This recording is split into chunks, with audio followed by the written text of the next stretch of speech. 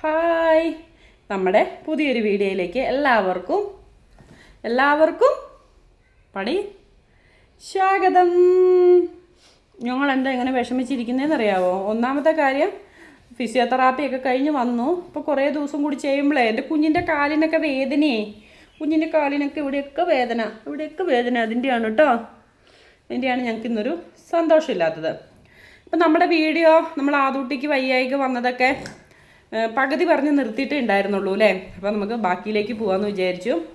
ആദ്യം തന്നെ നമ്മുടെ ചാനൽ സബ്സ്ക്രൈബ് ചെയ്യുക. അത് ആരെങ്കിലും കാണുന്നുണ്ടെങ്കിൽ നമ്മുടെ ചാനലൊന്ന് സബ്സ്ക്രൈബ് ചെയ്യുക. പിന്നെ ഒന്ന് ലൈക്ക് ചെയ്യുക, ഒന്ന് ഷെയർ ചെയ്ത് കൊടുക്കുക കേട്ടോ. നിങ്ങളുടെ സപ്പോർട്ട് ഉണ്ടെങ്കിൽ മാത്രമേ നമ്മൾ മുമ്പോട്ട് പോകുള്ളൂ.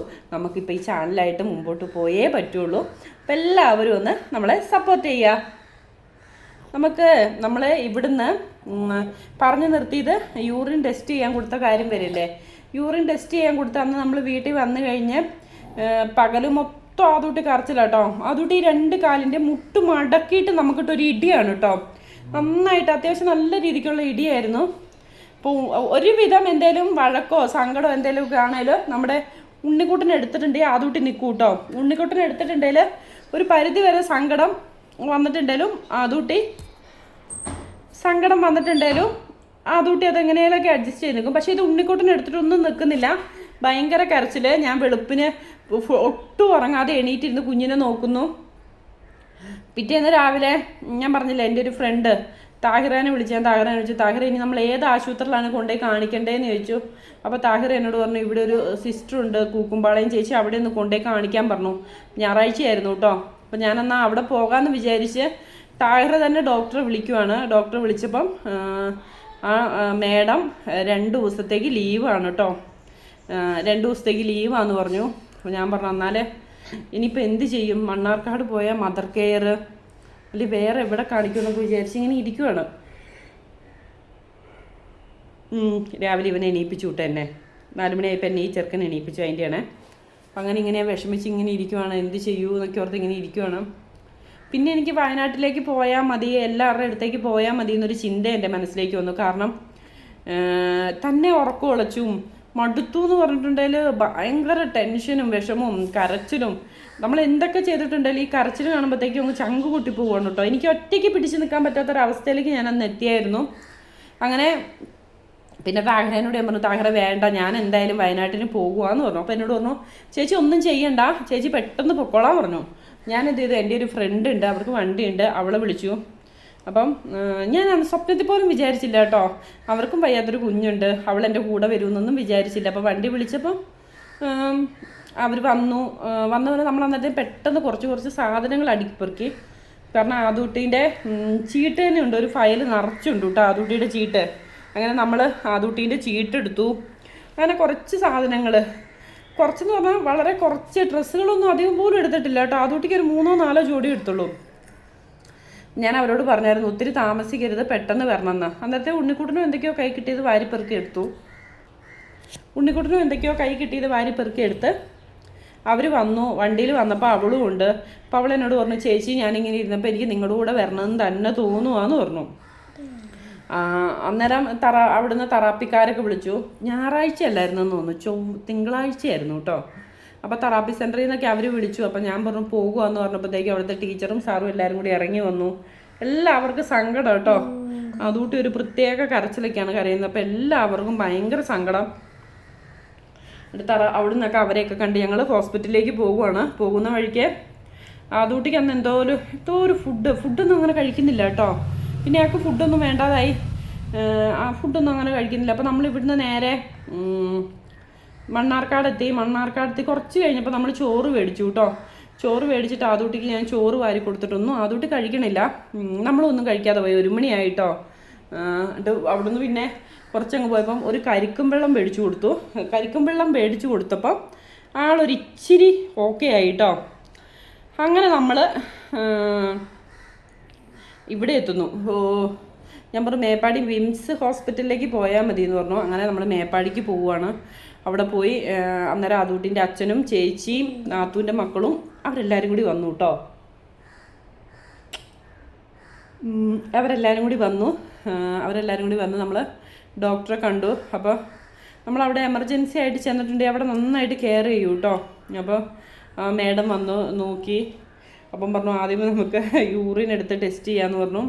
അങ്ങനെ യൂറിൻ കൾച്ചറിനും ഒക്കെ വിട്ടു. പനി നോക്കിയപ്പോൾ പനിയില്ല. വേദനയുടെ മരുന്ന് കൊടുത്തു. പിന്നെ വേറെ ഇഞ്ചക്ഷനൊക്കെ ചെയ്തു. അപ്പം പറഞ്ഞു നമുക്ക് എന്തായാലും ഒന്ന് അഡ്മിഷനാക്കി നോക്കാം, എങ്ങനെയുണ്ടെന്ന് അഡ്മിഷനാക്കി നോക്കാമെന്ന് പറഞ്ഞ് അഡ്മിഷനാക്കി. നമ്മൾ നേരെ വാർഡിലേക്ക് വിട്ടു. അന്ന് വാർഡിലേക്ക് വിട്ടു. അവിടെ ചെന്ന് കഴിഞ്ഞപ്പം വലിയ കുഴപ്പമില്ല. ആൾ ശാന്തമായി അന്ന് ശാന്തമായി കിടന്നുറങ്ങി. പിറ്റേന്നും വലിയ കുഴപ്പമില്ല. പക്ഷേ അന്നേരമൊക്കെ ആദൂട്ടി ഹ് ഹ് ഹ് ഹ് ഹ് ഹ് എന്ന് വയ്ക്കും. ഇങ്ങനെ വെച്ചുകൊണ്ടിരിക്കുമായിരുന്നു. പിന്നെ ഒരുപാട് ബ്ലഡ് ടെസ്റ്റും കാര്യങ്ങളൊക്കെ ചെയ്തു കേട്ടോ. എല്ലാ ടെസ്റ്റുകളും ചെയ്തു. പിന്നെ ചെറിയ ചെറിയ രീതിയിലുള്ള കരച്ചിലും ഒക്കെ ഉണ്ടായിരുന്നു കേട്ടോ. ചെറിയ കരച്ചിൽ എന്ന് പറഞ്ഞാൽ ഹ് ഹ് ഹ് ഹ് എന്ന്. ഞാൻ വിചാരിച്ചെന്നാൽ ആശുപത്രി കിടന്നിട്ടായിരിക്കുമെന്ന്. അങ്ങനെ നമ്മളെ ഓരോ ദിവസം ഡോക്ടർമാർ വരും. അതിന് കുഴപ്പമില്ല, ഗ്യാസ് കെട്ടിയതാണെന്ന് പറഞ്ഞാൽ ഗ്യാസിൻ്റെ ഇഞ്ചക്ഷൻ എടുക്കും. ഗ്യാസിൻ്റെ ഇഞ്ചക്ഷൻ എടുക്കുമ്പോൾ കുറഞ്ഞെന്നല്ല, എന്നാലും കുറവുണ്ട്. അപ്പോൾ ഇവിടുന്ന് യൂറിൻ ടെസ്റ്റ് ചെയ്തതിൻ്റെ റിസൾട്ട് വന്നു, കൾച്ചർ നെഗറ്റീവ്, കുഴപ്പമൊന്നുമില്ല. അങ്ങനെ അവിടെ കിടത്തി 2-3 ദിവസം മരുന്നൊക്കെ തന്ന് ആൻറ്റിബയോട്ടിക്കൊക്കെ തന്ന് നമ്മളിപ്പോൾ ആദ്യത്തെ ദിവസം 5 ദിവസം കിടന്നു കേട്ടോ. 5 ദിവസം കിടന്ന് ചില ദിവസം ഒച്ചപ്പാടുണ്ട്. പിന്നെ ഗ്യാസിൻ്റെ മരുന്ന് കൊടുക്കും, ബഹളം മാറും. അങ്ങനെ നമ്മൾ വീട്ടിലേക്ക് പോവുകയാണ്. വീട്ടിലേക്ക് അന്ന് അങ്ങനെ പോയി നമ്മൾ വണ്ടി കയറി കുറച്ച് നേരം കഴിഞ്ഞപ്പോഴത്തേക്കും തുടങ്ങി കരച്ചിൽ തുടങ്ങി. നമ്മൾ അന്നേരം ബഹളമായി. പിന്നെ അവിടെ ചെന്നൊരു വീട്ടിൽ ചെന്നൊരു അന്ന് രാത്രി ആദൂട്ടി നന്നായിട്ട് ഉറങ്ങി.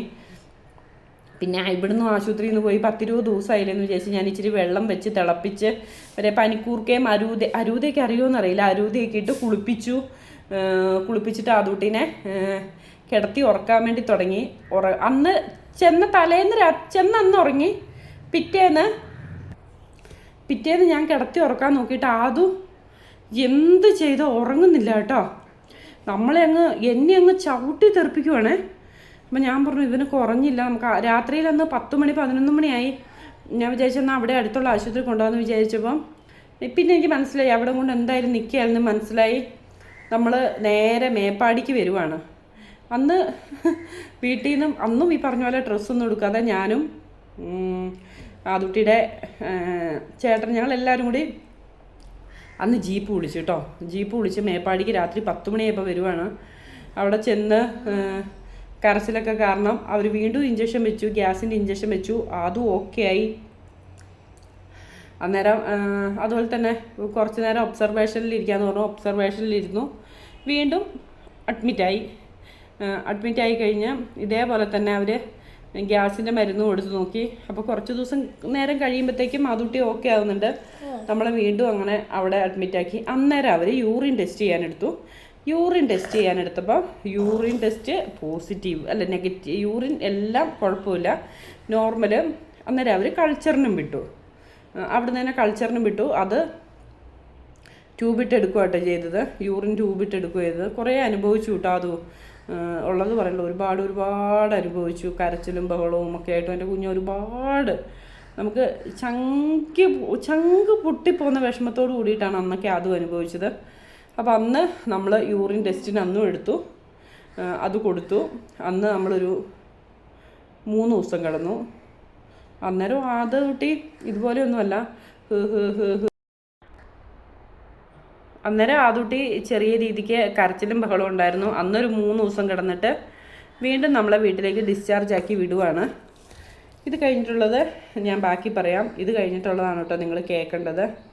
ഒരാൾക്കും ഇങ്ങനെ ഒരു അവസ്ഥ വരരുതേ എന്നൊരു പ്രാർത്ഥനയാണ്.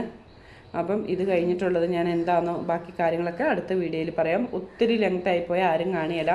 ഒന്നാമത് നമ്മുടെ വീഡിയോ കാണുന്നത് കുറഞ്ഞ ആൾക്കാർ മാത്രമേ ഉള്ളൂ കേട്ടോ. പരമാവധി നമ്മളൊന്ന് ലോങ് വീഡിയോ കണ്ട് സപ്പോർട്ട് ചെയ്യണം. കാരണം നമുക്ക് ആദൂട്ടിയുടെ കാര്യങ്ങളായിട്ട് മുമ്പോട്ട് പോയേ പറ്റുള്ളൂ. നിങ്ങളെല്ലാവരും ഒന്ന് ലോങ് വീഡിയോ കാണുന്നവരെല്ലാം ഒന്ന് ലൈക്ക് അടിക്കുവാണെങ്കിൽ നമുക്കതൊരു വലിയ ഉപകാരമാണ് കേട്ടോ. അപ്പം നാളെ നമുക്ക് ഇതിൻ്റെ ബാക്കിയായിട്ട് വരാം. എല്ലാവരോടും ടാറ്റ ബൈ ബൈ. ആദൂട്ടിയുടെ സ്നേഹം മാത്രം. എല്ലാവരും ഒന്ന് ലൈക്ക് അടിക്കുക, ഷെയർ ചെയ്യുക, നമ്മുടെ ചാനലൊന്ന് സബ്സ്ക്രൈബ് ചെയ്യുക. ബായ്.